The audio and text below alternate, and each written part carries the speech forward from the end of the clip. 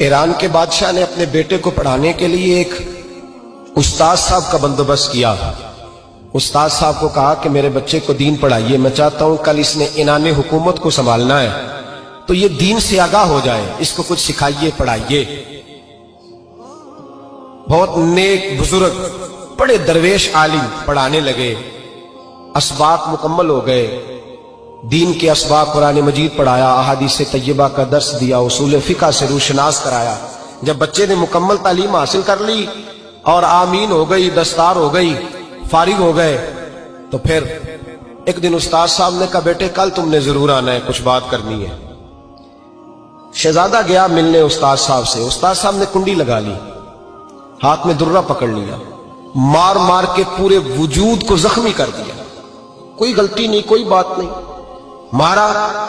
अब बच्चा आया आके बादशाह सलामत से कहा कि अब्बा जी समझ नहीं आई, बड़ा मारा है उस्ताद। तो सियाने थे ना बादशाह, यहां तो कारी साहब रोज कटहरे में खड़े होते हैं, मौलवी साहब आपने मेरे बच्चे को क्यों मारा है? आप 8,000 के मौलवी हैं, मेरा कई करोड़ का बच्चा है, सवेरे बदल लेंगे। खबरदार आपने बच्चे को हाथ लगाया, अपनी हैसियत में रहे माज़अल्लाह। जो कौमें उस्तादों को कटहरों में खड़ा करती हैं वो तरक्की नहीं कर पाती। जो उस्तादों को कटहरों में रोज खड़ा करते, कहा अब्बा जी बड़ा मारा है। तो वालिद बड़े समझदार थे, कहने लगे बेटा उस्ताद बाप होता है, वो ज्यादती नहीं करता, कोई बात होगी, मैं तेरे उस्ताद को कटहरे में नहीं बुलाऊंगा। अम्मा से बात की, अम्मा कहने लगी बेटा मैं तेरे बाप से कैसे बात करूं, डर रहा था। वक्त गुजर गया, 22 साल बीत गए, 22 साल गुजर गए, बादशाह का इंतकाल हुआ, शहजादा तख्त पे बैठा। पहला हुक्म ये दिया कि मेरे उस्ताद को बुलाओ, पहला हुक्म। उस्ताद जी बूढ़े हो गए थे, छड़ी के ऊपर टेक लगा के आए और भवें सफेद होके झुक गई थी।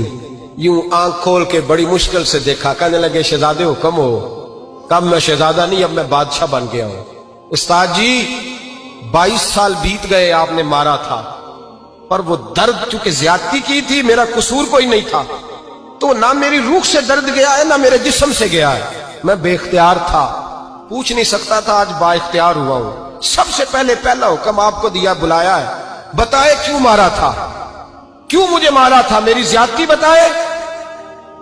तो उस्ताद, बूढ़े उस्ताद की आंखें आंसुओं से भर गईं, कहने लगे बेटे बस आज के दिन के लिए मारा था, ये जो दिन आ गया ना मेरी जिंदगी में, इसलिए मारा था, ये मैं चाहता था मेरी जिंदगी में वक्त है आज के, बस मेरी मुराद पूरी हो गई। कहा साहब किस लिए, मुझे भी समझाए।